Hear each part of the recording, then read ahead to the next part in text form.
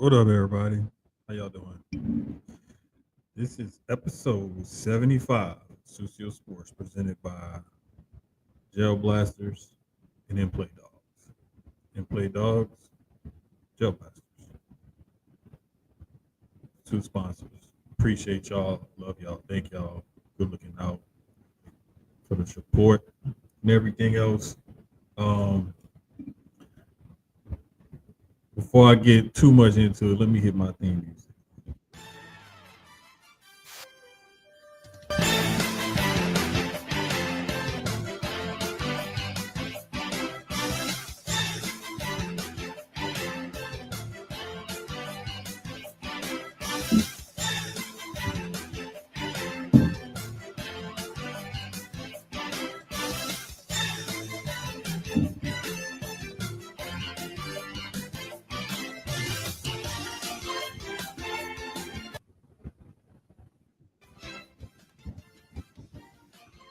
Yeah, episode 75 of Sucio Sports, presented by Gel Blasters and Inplay Dogs, man. Appreciate y'all joining in, tuning in with us. Don't want to play that too long because I don't want to get in trouble or nothing. Anyway, man, welcome back, welcome back, welcome back, welcome back, welcome back. Um, it's been a week, man. It's been a crazy week. Uh, Things happen like be life and stuff be going on, but we are here. And I'm so glad to be back with y'all for episode 75. It's kind of a milestone episode for us. Key should be joining in a minute. Hoping he wake up. Sometimes my boy be with his work schedule and stuff, he'll crash and just be like, I'll be like, bro, don't even worry about it. Like, you know what I'm saying? That's how it be sometimes. What up, Dre? What up, fam? Um, yeah, but we here, episode 75 of Sucio Sports, presented by Gel Blasters and Play Dogs. Um, I'm sitting here watching Celtics Knicks right now, and something told me to put money on the Celtics winning this game because they have a really good record without Jason Tatum in the lineup for whatever reason, however that ends up. Call it what you want. I don't try to place too huge of a label or anything like that on it. And I don't try to read too much into it. Drake Knicks can't close. Listen, that does feed into it because I guarantee you, in the recesses of their minds, you can't tell me that they weren't thinking about this. Like, hey, we got them while they down. We got them while they're weak. Um, they don't have Tatum. They don't have their leader, their leading scorer. I mean, he was leading them in points, rebounds, and assists, I believe, this postseason. So and plus he's an adequate defender, a long rangier guy. Pause. Um, that just, I mean, he presents problem on the defensive end when he's dedicated and focused on that end. Typical Nick. I won't even blame it. You could say that, but it's just I like see like a simple double screen backdoor cut on the weak side of the play, and they just fall asleep on defense and gave up an easy layup. It's stuff like that happens that I'm always like, hey, yo, there's more to it than just, them being them or chalking it up to this, that, and the third. So this is what you get when you don't close the team out. When you got them in a weakened state and you commit so many mental errors that you basically shoot yourself in the foot. And that's exactly what happened to the Knicks. They just basically shot themselves in the foot this game because, you could say it's the shooting percentage. You could say it's, the you can't even say it's the free throws because the Knicks have actually taken and made more free throws than the Celtics have. There's not a huge rebounding differential. There's not a huge turnover differential. Um, and the Celtics have actually had more fouls called on them than the Knicks. So a lot of the times, the things that people you'll tend to point to, like a statistic anomaly or different statistics and whatnot, you say, okay, that's where I see where the game was lost. You don't always see that. It don't always show up in the stat sheet. And really, it's just the Knicks couldn't buy a bucket because the Celtics were more intent and more focused on defense this game.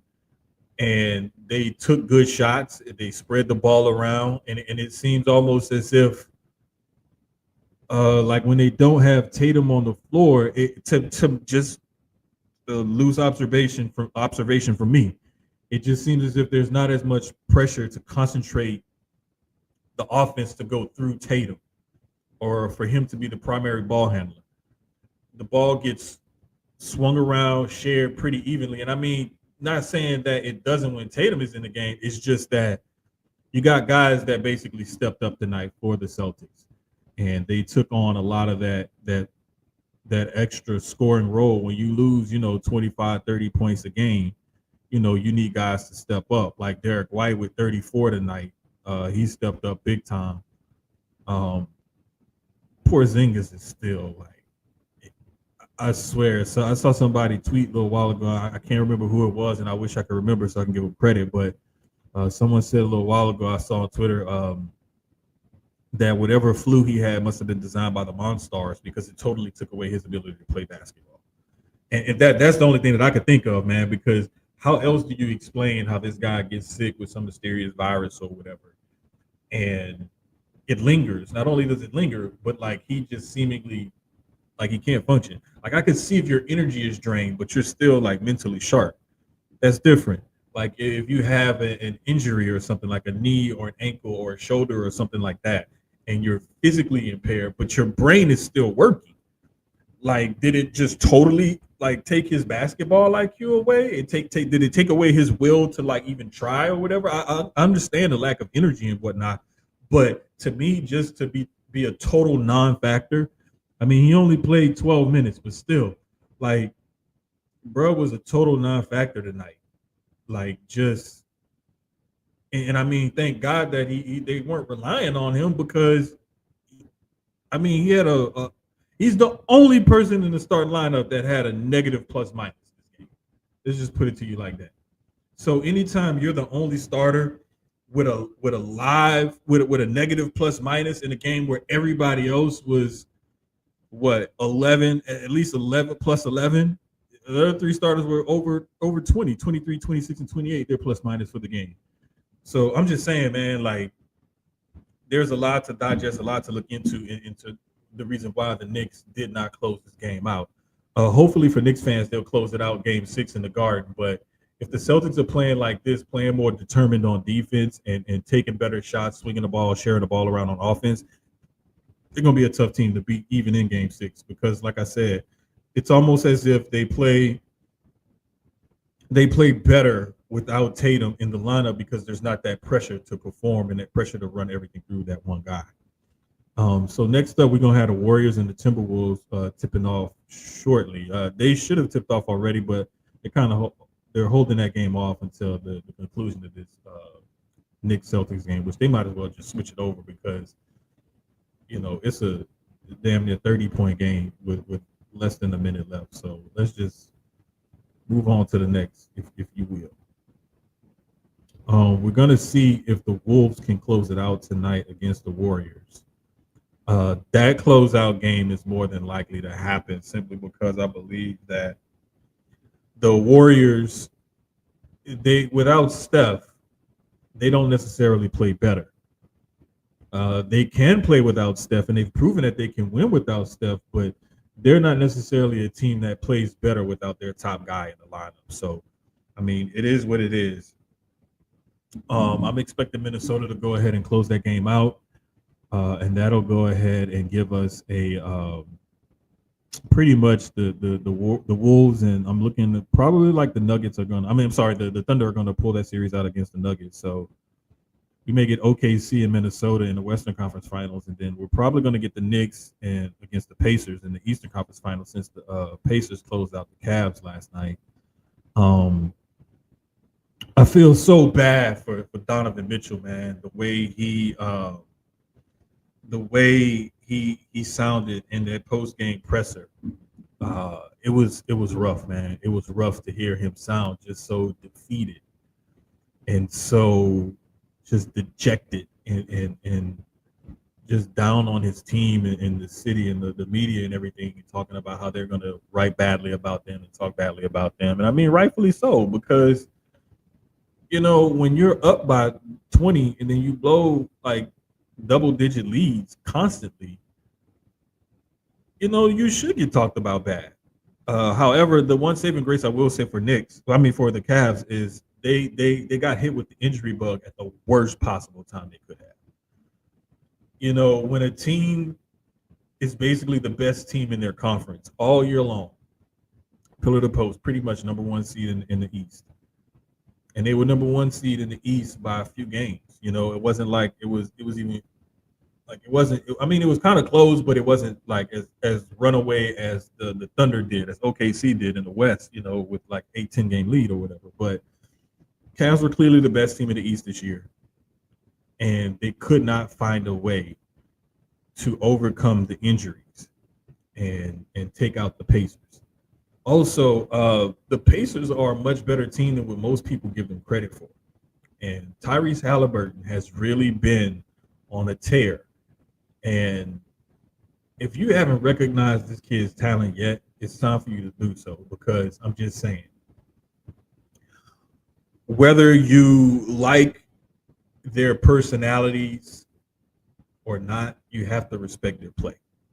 And that's the biggest thing that I tell people all the time when, it's popular to hate on LeBron. It's popular to hate on certain players and whatnot.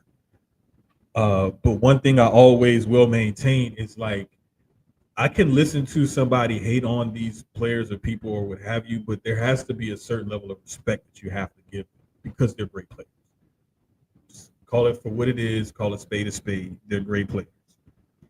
So you can't sit up here and tell me, like, oh, LeBron only compiled all those stats because he stayed in the league this long, or no, you can't tell me that a guy this good.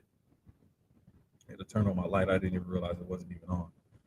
But you can't be this good for that long. And I'm just saying, like, it's time to just, sometimes it's time to just give people props. And the person that I always bring up when this happens is Carmelo. When I was coming up, Carmelo was one of those guys I didn't really like it for whatever. And it's mainly because my mom loved him. Thought he was great. Him and John Stockton, she loved Carmelo, right? I was like, well, I don't like it. So, because naturally, I'm going to heel off on whoever that they like. Even as a little kid, I was always like that. But I respected him, because I'm like, you know what? Dude came into the league with a certain set of skills, and he was a big body guy and terrible free throw shooter. I'm talking about terrible, like Ben Wallace, Shaq levels of free throw shooting. By the end of his career, he was 75, 80 or so percent from the line, and he always had that little mid-range jump. So that pick and roll and pick and pop that him and Stockton did, and rode it all the way to Stockton being the number one assist guy in league history, like, a lot of that was because Malone could do that pick and pop or pick and roll extremely effectively. I didn't like him, but I respected him as a player. Same thing with, like, the Bad Boys Pistons, because they beat up on Jordan. I didn't like the fact that they beat up on my favorite player, but I respected them because they were a no-nonsense, hard-nosed defensive type of team that wouldn't back down from anybody. I didn't like Larry Bird and the Celtics because they would give Magic and Lakers fits, but I respected those guys because they were great players. So I say all that to say, like, you don't have to like somebody or like their personalities or their dealings or whatever. But on that 94 by 53, when they're putting in work and they're doing what they're doing, you have to give them a certain level of respect. And just me personally, I'm not going to tolerate the foolishness or anything like that. That's why a lot of the times I don't go in public places and speak about sports and things like that very often because I don't want to get into a back and forth with somebody because a lot of the times people don't want to admit that their opinions are based off feelings that they have personally that they don't like this person, or there may be certain things about them like whatever that they don't care for, and I'm like, okay, well, why don't you have that same energy for X, Y, and Z who does something similar? So I'm just saying, it's a lot of times I will call people on their shit, and then they don't like that, and they try to flip it around on me, and it's like, nah. Like, my grandmother always told me she thinks I should have been a lawyer or a doctor because I don't like losing debates or arguments back and forth. I will always come up with something, uh, and I always like roast stuff. Vin thinks I should have been a cook. Um, Bro, I was supposed to cook today and realized I didn't have everything I needed. I had to go back to the store, and then I came back home, and I was like, you know what? I'm gonna just do this tomorrow. I'm gonna have to do this tomorrow. I'm sorry, I just have to do it tomorrow because I'm tired, and it was just I don't know. I'll cook tomorrow, but yeah, I got some steaks marinating in the fridge, and I don't know if I'm gonna probably do steak and potatoes, or I was supposed to do shrimp fried rice because HEB has these little. It's like this Chinese food, like chicken. Like they have the sauce and everything, and you warm up the chicken, and you dip it in the sauce and stuff, and you got like General Tso's orange chicken or sesame chicken or whatever. So I was gonna do that, like with some make some homemade shrimp fried rice. And then I was like, okay, well, I'm gonna do the steaks. And I was like, well, wait a minute. I don't. It was something else I was missing for the steaks or whatever. So I was like, oh, shit, nah, I can't do that either. So I don't know. Anyway, yeah, yeah. Let me know if you come down to Texas, man. Matter of fact, I gotta hit up the homie Banks. I gotta hit up Banks. I know Banks out here too. Get all that straightened out, taken care of, and whatnot. But yeah, man, NBA playoffs have been great, and I'm loving it so far. Um, let's see if the Wolves can close out the Warriors tonight, and then want to say we got tomorrow. Yeah, tomorrow we get the Thunder Nuggets to see if they'll close that game out, and then Friday we'll see if the Knicks can finally close out the Celtics.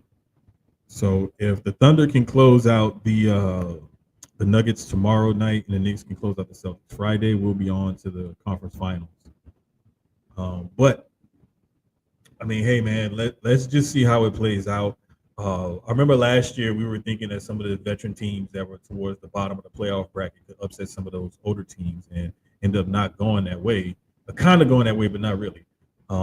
But one thing I will say, I'm really interested in looking forward to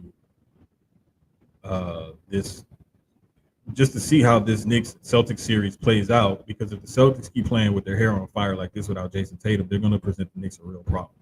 And the Knicks have to get their head in it. I think that them going back home to New York to play in the Garden for that Game 6 to have the second chance at closing out the series after getting beat up like this in Game 5 when they had the series when they had Boston on the ropes, I think that's going to be a wake up call for those guys. And I know Tibbs is not going to stand for them having lackluster effort 2 games in a row. Like he just that ain't how Tibbs rolls. So we'll see how that goes, man. But I'll keep an eye on this Warriors Wolves game for y'all tonight.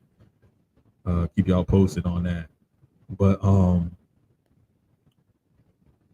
still no MVP. I don't know when they're supposed to do the MVP announcement. I still have not figured that out yet.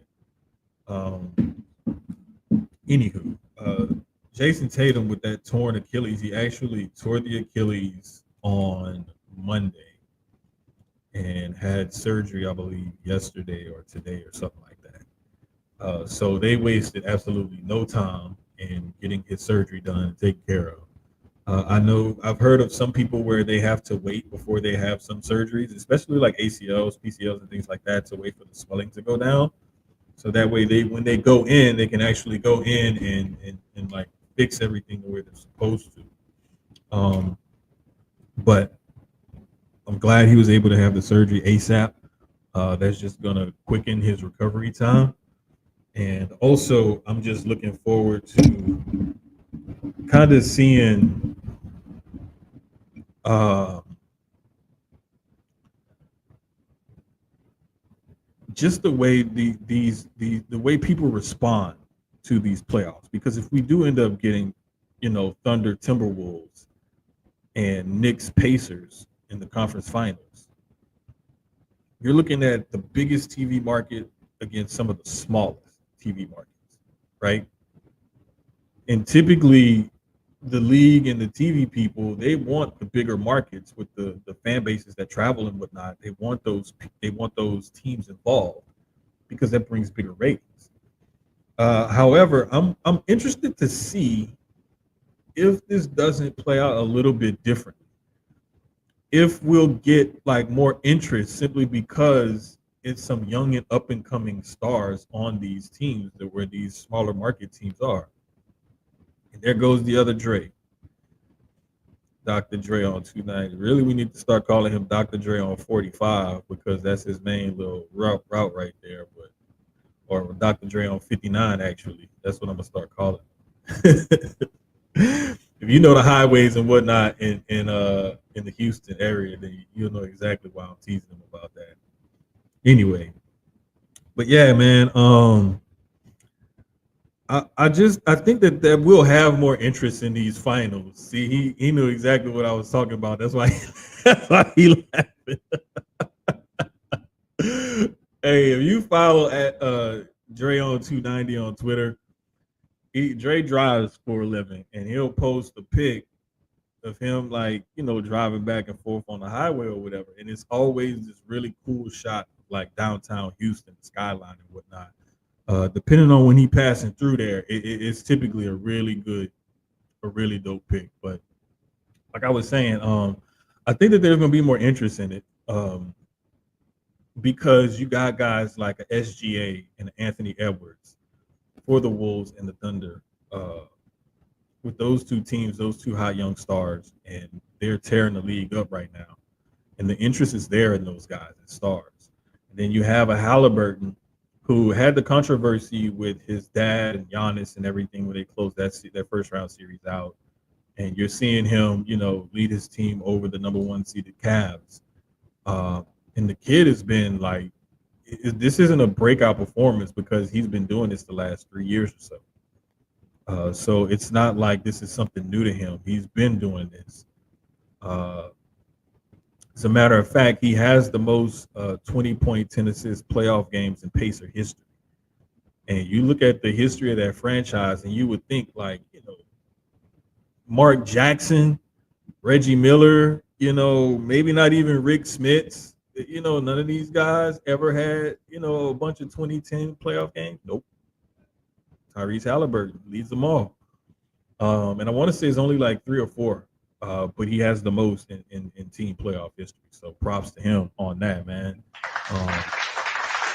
Again, just giving these young guys their props because a lot of the times people don't always give these kids their props. And it's the perception that the older players that are, especially the ones that are in media and some of the older media guys, hate on the younger generation. And just to address that real quick, like I think that there is some of that where these guys do have that old man get off my lawn hating, mentality thing that they'll do. But I also think that they may not like the way the game is just being played right now. And I mean, you can't sit up here and tell me that you look at something the way it used to be, and then you look at the way it is now, and it's something that you don't like. Not everything changes, everything evolves. Sometimes there's gonna be changes and evolution that you know what I'm saying that you're gonna like. You're gonna be like, oh, okay, cool. Like, yeah. I like this. I like the way this is now. I like the way this is done now, or the way this is cooked now, or whatever it is. And I say cooking because Vin brought up, me liking to cook and got me talking about food again. And I'm sitting here hungry. I got my little leftover cheeseburger from lunch that I didn't even finish eating. But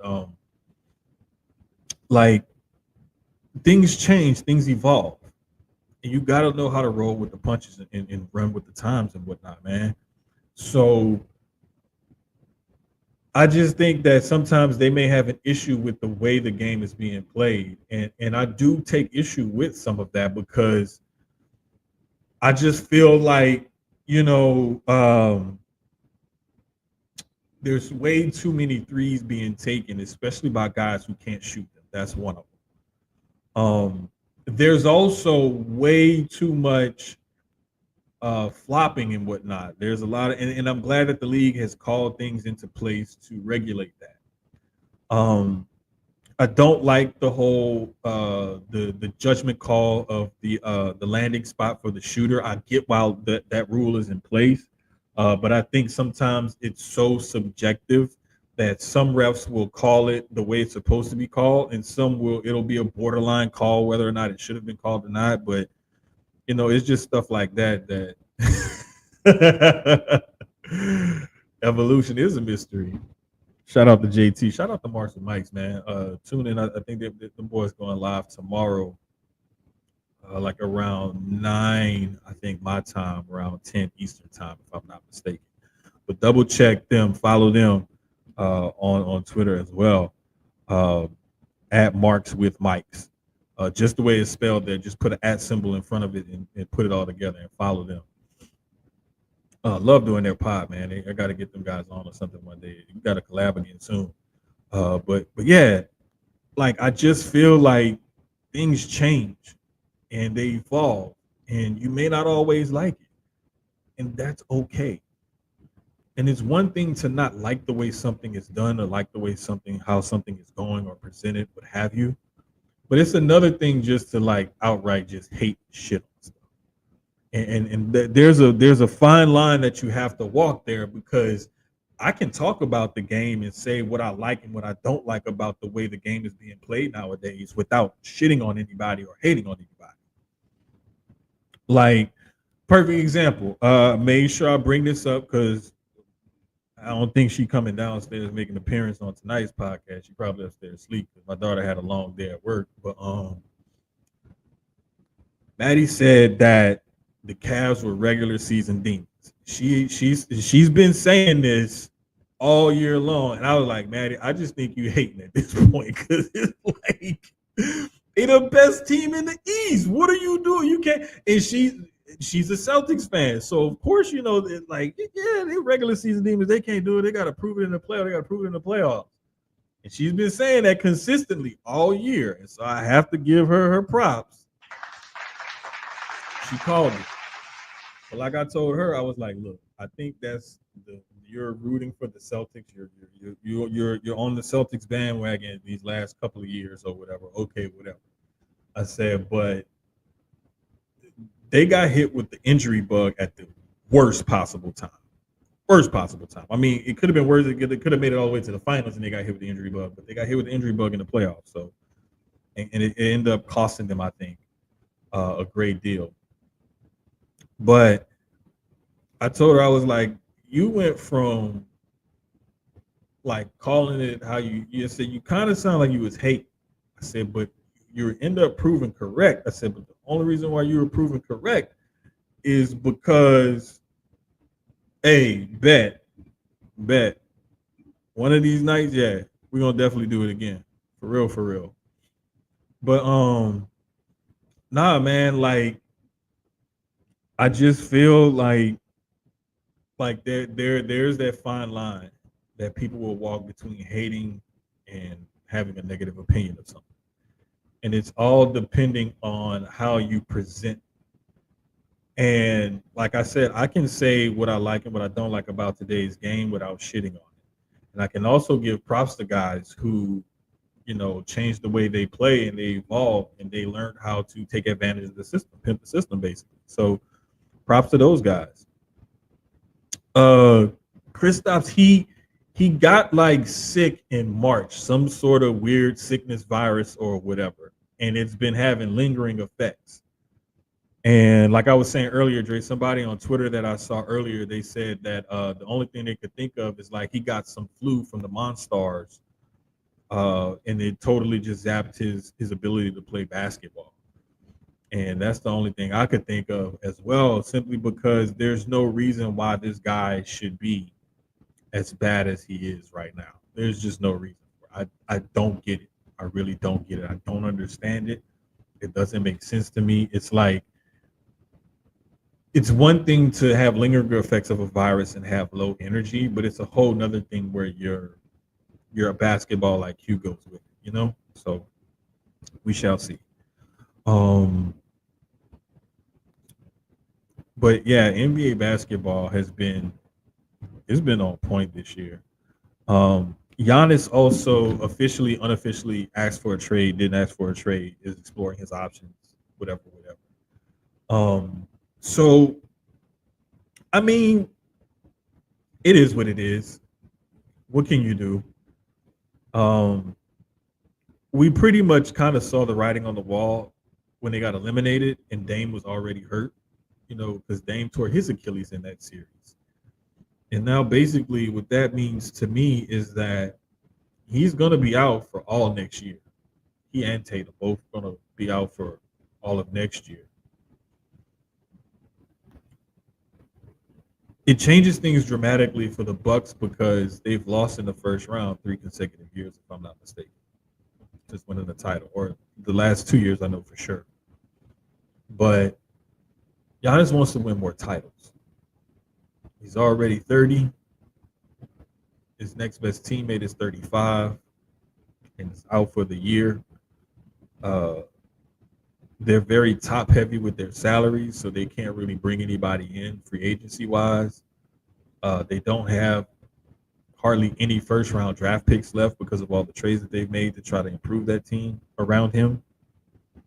So the Bucks are really in a rock and a hard place because they can't really improve the team. Uh, and their best tradable asset right now is Giannis. So what do you do when your franchise guy wants out, basically? Giannis allegedly wants to stay in the East. There's all kind of reports and stuff like that. Stay in the East. Windhorse actually made a really good point saying the two Texas teams with the Spurs and the Rockets present two of the most intriguing options because of a business standpoint of no state income tax. However, I believe Florida does not have state income tax either. So there's that. He could try to go to the Heat and see if that might work out some kind of way. No, Florida does not have state income tax. So there you go. So I would say the Heat would definitely be involved in that, or they could be, or try to be, just to see how that might work out for them. But I mean, Rockets, Spurs, Heat, I would say still. I'm not sure if Milwaukee will keep him in the East though, in order to try to not have to face him in the playoffs or whatnot. But they're also probably going to look for the best situation. And it seems as if it's going to be a thing where they kind of work together to find him somewhere, just like supposedly the Suns are going to do with KD this offseason. So we'll just have to, again, wait and see what happens. But other things of note that have taken place, the NFL schedule dropped today. And I'm always, I love the schedule when it drops and everything else. And I just want the schedule to drop. You know, I get tired of the leaks and well, these are their home and these are their away opponents, or these are their opponents for that year. Like, first you find out who they're playing the following year. And then the next rollout is their home and away games for the following year. And then you start seeing leaks of who might get potential primetime games and like Christmas, Thanksgiving, certain little things like that, right? Overseas games and all of that. And then every so often you'll see like leaks on the schedule when teams are playing, rematches and stuff like that. And then you finally get the full rollout of the schedule. I miss the days when the schedule would just come out. We didn't have all this rollout of this and the premiere of that and the blah blah blah blah blah. Just drop the damn schedule. Enough with all the hoopla and the hype and everything. And I get it; it's a thing, and it keeps people interested. But I just wish that they would just do like the little social media videos that they do. Like they say, okay, this is the day that we're going to drop the schedule, and just let everything roll out on that day, and let the teams do their social media thing where they drop these little creative ways to do their schedule and stuff. Um, and that's the reason why I put on my Saints stuff again, because not only I have something to celebrate because Derek Carr is no longer a Saint. And like I said last night on Gresh Unleashed, follow us at Gresh Unleashed on all your social media platforms. Uh, every Tuesday, like 6:15, 6:30 our time, 7:15, 7:30 Eastern time. But I saw the Saints drop their schedule, and New Orleans, native comedian Rob Kazi was their special guest, and he was basically like the coach translator for Kellen Moore. And Kellen Moore would give the coach press conference PC answer, then Rob would give like the angry coach, like what I really mean answer. So pretty funny. I saw earlier, I think the Chargers had a really creative one. One of the better ones was the 2023 schedule revealed by the Tennessee Titans. That video has been circulating again. That one was pretty funny, where they were in the city of Nashville talking to different tourists and people and stuff. Every year, teams come out with some creative ways to reveal their schedule.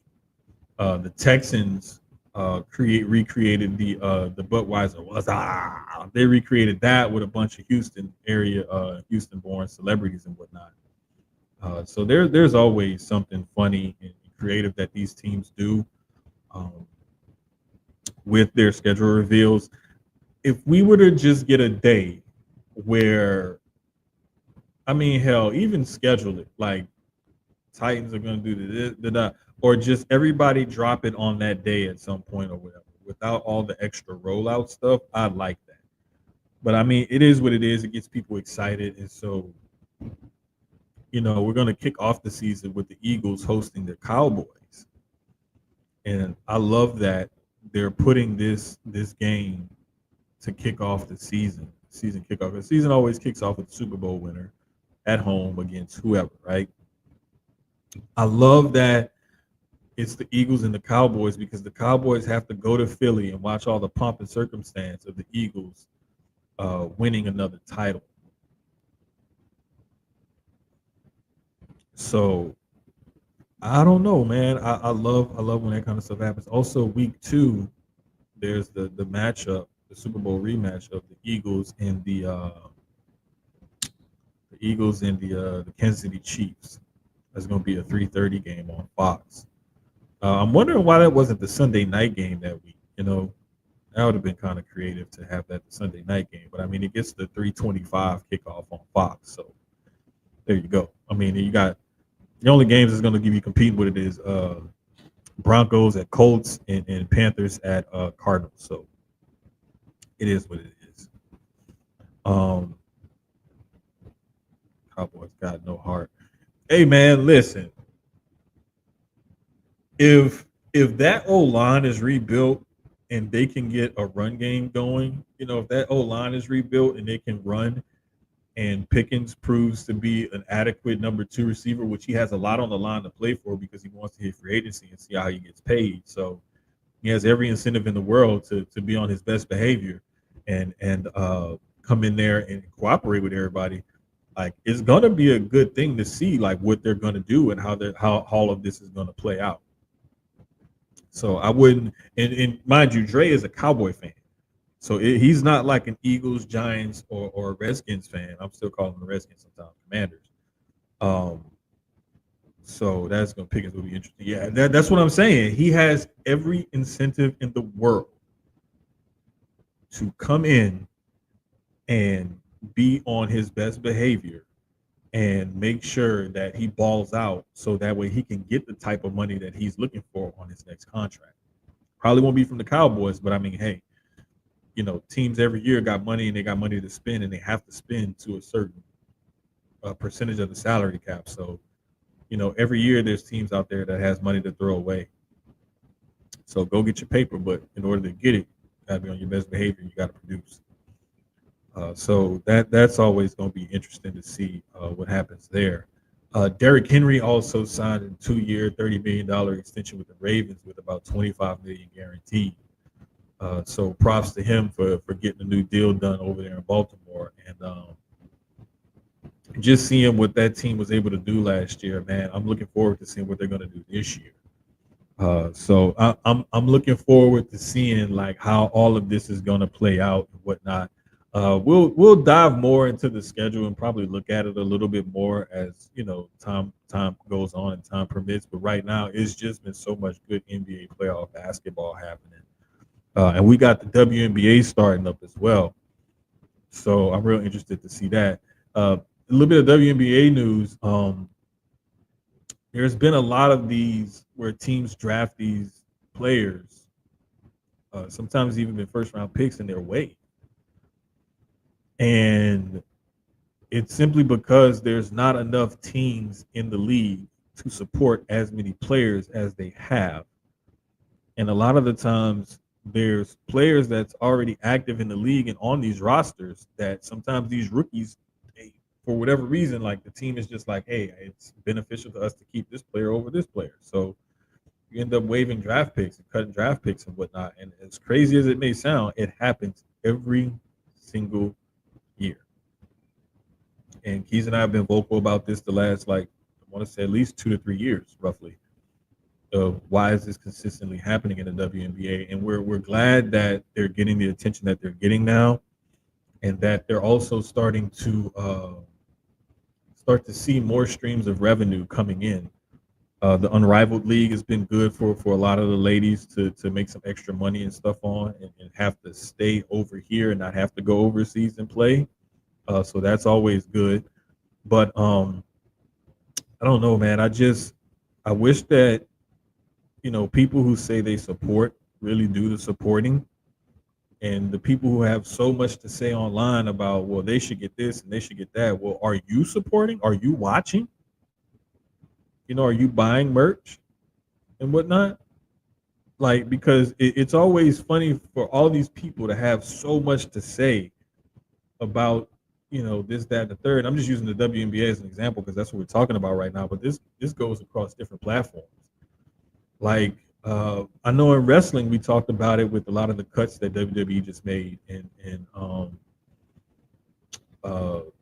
Gresh and Highlight were informing me because I forgot that NXT contracts, they only have a 30-day no compete, whereas main roster contracts have a 90-day no compete. So that's why, for example, Jakara Jackson, she said June 1st, she's back out in the streets or whatever. And also, I remember back in the day, Gresh reminded me that Aleister Black, they did not convert his contract over to a main roster contract when he got called up. So when his contract ran out, he only had 30 days no compete. Bam, AEW bound. It is what it is, man. So that's on them for messing stuff up like that. But no, it's just when people have so much to say about stuff like this, and then they talk about the WNBA, the league, and what these ladies should get and deserve, and all this other stuff. But are you watching the games? Are you really tuning in? Are you interacting with their posts and stuff on social media? Are you commenting and liking, subscribing things on YouTube and whatnot? Are you really doing all of that? And for as much as we like to keep up with things, I actually try to watch some of these games and watch some of the preseason exhibition games and stuff like that.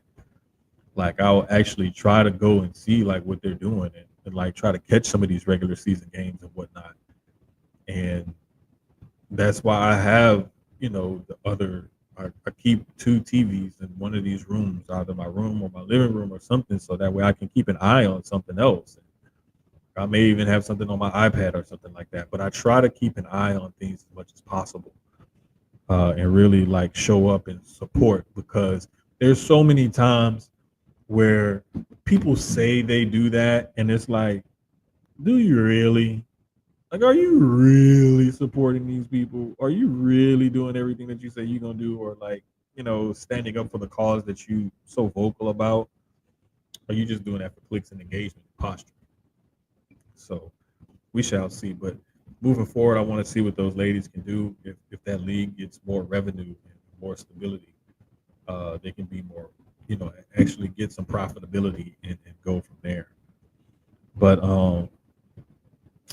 yeah, man, that was kind of crazy to see that. But going back right real quick to the NFL, the whole Derek Carr situation with the Saints and him opting to retire, instead of having surgery and whatnot, um, really did them a solid, because it freed up 30 million in cap space.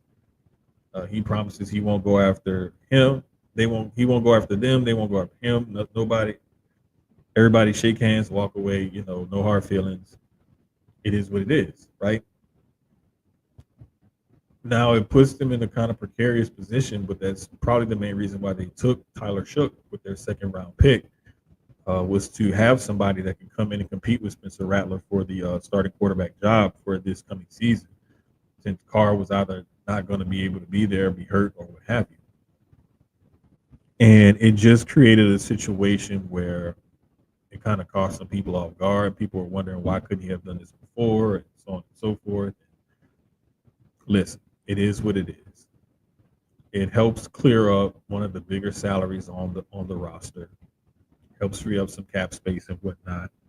Um, let's just see what he can do. What that team can do now moving forward. That kind of clears off some of that big cap space, and then hopefully they can make some more adjustments and whatnot, and be a player in free agency this coming season, this coming off season. But as far as their prospects are looking this season, it's not looking good, because you got guys with little to no experience, starting. And the one that has the most experience, he got, Spencer Rattler, he got experience under the worst circumstances and conditions. He's getting blocked for by and throwing the ball to guys that were like on practice squads the week or 2 weeks before. So when your offensive line and your wide receivers are, guys that were playing football regularly the week or 2 weeks prior, like that's not easy to come in as a rookie fifth round pick quarterback, and you're like the third quarterback to start games for your team that year. So the team had a lot of injuries and whatnot. They were 5-12. It is what it is. That's why they tried to shore up the offensive line and whatnot, to see what they can do by picking Kelvin Banks at number 9.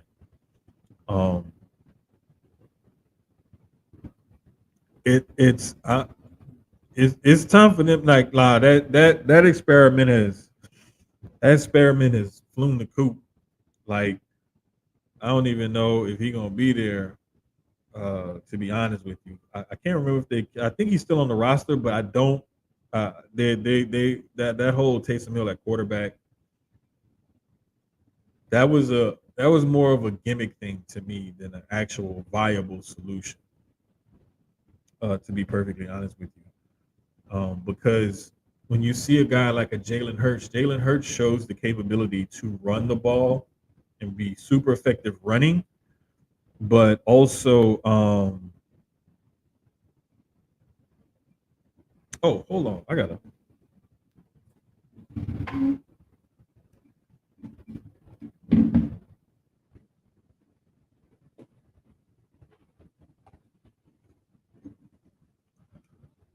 My bad. I thought I had the charger for the laptop plugged in. I got that little alert just now pop up on the screen that said, "Hey, basically, hey, your battery, your laptop about to die, bro." So I thought I had the charger plugged in, but I didn't. So I plugged it in, and was like, "Well, why is it not charging? I don't see it charging." It's not plugged into the wall. That's why. So there's my technical difficulty for this week. I told y'all every week is some sort of technical difficulty. Y'all should have been there last week though on Gresh last Tuesday. So I think it was last Tuesday or Tuesday before last. Anyway, it was one of them Tuesdays. I'm like, what the hell is going on? Like, I can't hear nothing. Like, I don't hear nothing in my headphones, and I know everything's plugged in and everything. You know, what's going on in my headphones? I forgot the headphones have a volume button on them. That was turned down. So I was totally clueless as to what was going on, man. Like, I was out of it. I was like, what the fuck is this? But anyway, man, yeah. So, nah, but I don't think that they're going to be okay. I think they're going to be in a similar situation to some other teams that are just kind of in flux right now at the quarterback position, and they're just kind of looking for their guy. Like, what's funny is the Colts brought in Daniel Jones to compete with Anthony Richardson. You got a guy like a Cam Ward who got drafted #1 overall and is going to get every chance to start for the Titans. They just drafted Will Levis in the second round a couple of years ago. He hasn't really stood out or anything like that, but it'd be interesting to see like what happens if Ward isn't picking up on it, or if Levis somehow finds his way this season or this offseason and it kind of gives him a run for his money. But the most interesting quarterback room is probably going to be in Cleveland, where you got the aging journeyman veteran Joe Flacco. You got Kenny Pickett, who they traded for. They drafted Dylan Gabriel in the third, and then they drafted Shador in the fifth. That is, and Deshaun Watson's out for the season, of course. So that's clearly easily the most interesting quarterback room in the league right now. So I'm really interested in seeing some of those kind of quarterback battles and whatnot that's going to go on this year. Also seeing what the Bears have done to kind of help Caleb Williams out, and what the Panthers have done to try to help out Bryce Young. The Texans retooled their offensive line, so to see what that's going to look like in front of CJ Stroud. They have a new offensive coordinator. Just looking around the league, like also Geno Smith with the Raiders, to see what that looks like with Pete Carroll at the helm there. So I'm kind of like, just it's interesting to say the very least. It's very, very interesting. And I just want to see like how everybody's looking and what everybody does and how it actually plays out this year. Because one thing that I will tell you, I know for a fact that there's a lot of times when people feel a certain way about a guy, or they want that person to be their guy for their team. They want it so badly, but the person just isn't producing. And I think that happens every year. And I think that we're going to get more and more people that are going to feel that same way, where their team just doesn't, whoever it is, like they just aren't that guy. Like I remember when the Saints drafted Marcus Davenport, and I wanted him so badly to be the next Cam Jordan. He just wasn't. I remember when Trent Richardson came into the league and what he did with the Raiders and Colts and everything. I was just like, damn, man, I really thought Trent Richardson was going to be good. I remember Tim Couch, Achilles Smith, and all of them, Donovan McNabb, that quarterback class, and Donovan McNabb ended up outlasting them all. And Philly didn't even want McNabb, and he did great things for him, So just to see stuff like that happen every year in the league is always interesting to me. When teams have a draft pick or a rookie, especially at quarterback or another position where he's supposed to take over or do something special, and they either live up to it or they don't. And then every year you get those guys that get drafted later on in the draft, or undrafted free agents or what have you, and they're a revelation because nobody ever saw them coming. So those are some of the things that I'm looking forward to seeing. And just rookie mini camps, I don't put too much stock in it. Like I know some Cleveland fans were kind of upset that their first round draft pick, what's his name? The kid from Michigan, the defensive tackle. I can't even remember his name right now. I gotta try to look it up. But Mason Graham.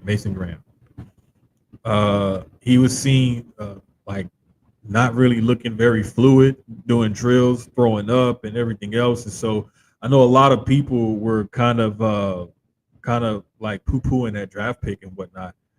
And he didn't have that much production when it comes to other guys that you can compare him to that got drafted high as defensive tackles and whatnot coming out.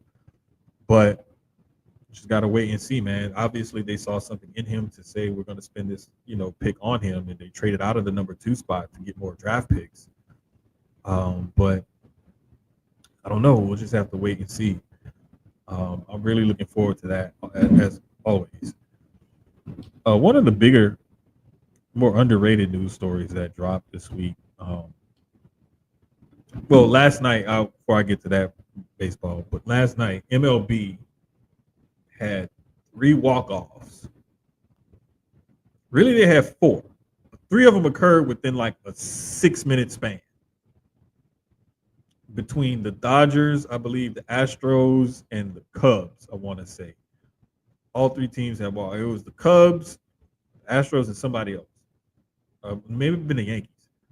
All 3 had walk-offs within like back to back. Like I mean, like literally within the same 5-6 minute span. And then like about an hour or so, 2 hours after that, Fernando Tatis hit a walk-off for the Padres. So it was a crazy night last night in baseball. Like I was just like, what the hell? Like seeing that, and then like you'll see walk-off and like, wait a minute, I thought I just saw that. No, it was a whole different team. It was 3 different teams that had them like back to back to back. And then later on, Tatis did it for the Padres. So that was really crazy. But we get into that point in the MLB season where you're starting to see like some teams are just really good and some teams just really aren't. And you got certain divisions where you can see the race is probably going to be tight all year. And then you got some where it's like, okay, it may not be that close, and these teams may pull away. Like the AL West, for example, the Mariners are in first, but everybody is within 5.5 games. The last place team, the Angels, is within 5.5 games of first place. And we've always seen teams every year in baseball, they were like 5, 6, 7 or whatever games back at one point in the year. They get hot, go on a tear, and the next thing you know, they're right there, leading the division or what have you. So I just say stand by, wait and see, and just keep watching it play out. But the first 4, the other 3 teams in that division, they're only 1 or 1.5 games back. The A's, the Astros, and the Rangers are 1 game, 1.5 games respectively behind the Mariners for first place in the AL West. So that division is still like really, really, really tight. The NL West is also crazy just because the Dodgers have a half-game lead right now over the Padres. That could change. The Cubs have a 1-game lead over the Cardinals in the NL Central. And the Mets have a 2.5-game lead over the Phillies in the East. I already talked about the AL West. In the AL Central, the Tigers have a 3.5-game lead over the Guardians. Shout out to AJ Hinch because he's proven that he can manage anywhere as long as he has decent talent. And then in the AL East, the Yankees have a 3.5-game lead over the Blue Jays. So a couple of teams, like they're already getting something going, and they're already trying to pull away with it. The A's, they consistently, and this is the thing with Oakland, they will consistently draft well, they'll develop their players and whatnot, they'll look good for a little while, and then they won't pay them, don't want to overextend themselves, and either trade them away for more prospects or lose them and then get compensatory draft picks. That's their MO. And it's like you get these cycles with the A's where they'll be really, really good for a little while because they got the right group of talent coming up all at the same time. And then they won't pay them. And they trade them away or what have you, and then they restock in the coffers of the minor leagues. It's cyclical with them. And we've seen this over the last like 2+ decades, damn near. Like this is just the way Oakland does business. And then with them moving to Vegas and getting a new stadium and they're having this transition period and whatnot, like this is really odd for them right now because you would want to go into that situation with a really good team, and they're not doing it right now. And hopefully, by the time that stadium is ready in Vegas, I think it's like 2027, maybe something like that. Hopefully, by the time that stadium is ready, that team is ready as well. They're the Rays of the West Coast. Yes, exactly. The Rays, the Marlins. You can either one of the two Florida teams. You can say that about because they do the exact same thing. Draft well, get talent up, get good, don't pay them, trade them, or lose them for nothing and get compensatory picks. Like that. That's their MO. So they have that cyclical thing that they have going. But the main reason why I wanted to bring up MLB, not just because of the crazy night that they had last night, and just like some of the way these interesting races are already starting to form in these divisions, like I just went over, but MLB Commissioner Rob Manfred actually posthumously reinstated not only Pete Rose, but also Shoeless Joe Jackson, making both guys Hall of Fame eligible. So it's about goddamn time that happened, especially with Pete Rose. And the main reason why it's significant is because it makes both guys Hall of Fame eligible.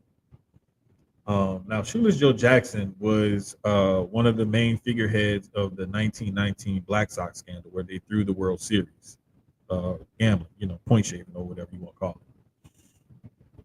it. So he's long since passed away and was not eligible for the Hall of Fame and was clearly one of the better players in that era. But Pete Rose was notoriously banned from baseball. I believe it was by Bart Giamatti when he was the commissioner back then, for supposedly gambling on Cincinnati Reds games that he was a manager.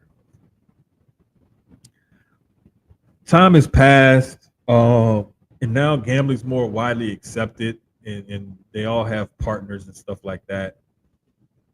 So it just seemed a bit hypocritical for them to keep him out when now you actually support and are sponsored by gambling websites and entities, and you partner with them and whatnot. You take revenue in from this specific thing, that reason why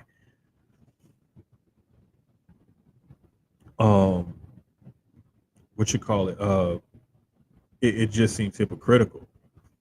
But for the leading hit guy with the most hits in Major League history to not be in the Hall of Fame because of something he did as a manager, I just find that and it speaks to baseball's, just the way that they do things and the way that they handle their business, man. I don't really like it. I don't cut for it. I can't stand it. And it's all because they have this like sanctimonious, like, better than everyone, like this air about themselves. And I'm glad a lot of that is finally starting to be, extinguished and weeded out and whatnot. And I hope a lot of these old fogies, like, they just get put out the pasture and they get these guys out of there as far as the Hall of Fame voting is concerned, because Roger Clemens and Barry Bonds not being in the Hall of Fame because of the stain of PEDs has on their respective careers. It's crazy. I don't really like or care for the way that they vote on the Hall of Fame and whatnot. And some of the people that they have voting on it, I just think it's stupid. Simply because the way they feel as though like they hold the game in such this high regard, but it's like the game itself and the people who run it willingly and knowingly, openly show bias when and where they feel like it. And just the hypocrisy, like Dre just said, that just the hypocrisy of it all is enough to just piss you off,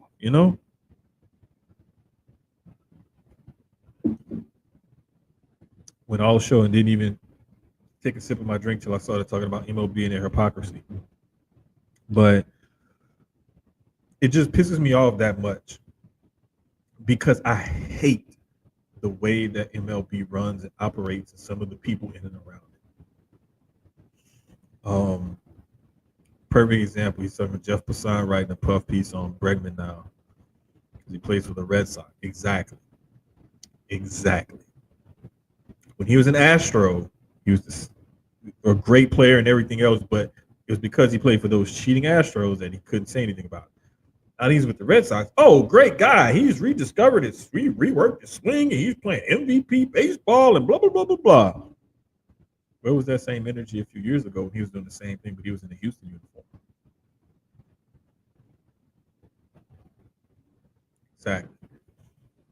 Like, why was stuff about the Yankees, Red Sox, Dodgers, and all those other teams that were cheating and caught cheating and reminded and everything else? Why was all that stuff redacted? Why did it have to take an act of Congress to get those papers, published?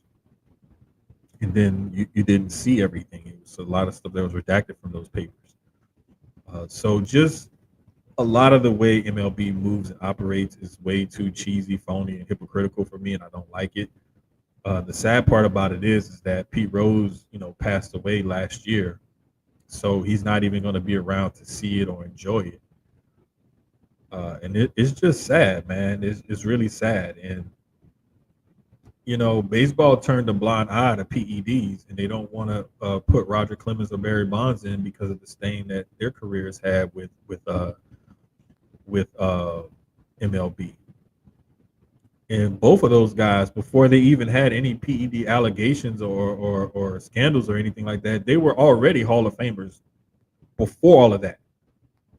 They just sealed and cemented their legacies, with the alleged use of PEDs. So if I take Barry Bonds as just his career, like before, the whole PED scandal and stuff, he could have retired right then and there, Hall of Fame. Same thing with Roger Clemens, Hall of Famer.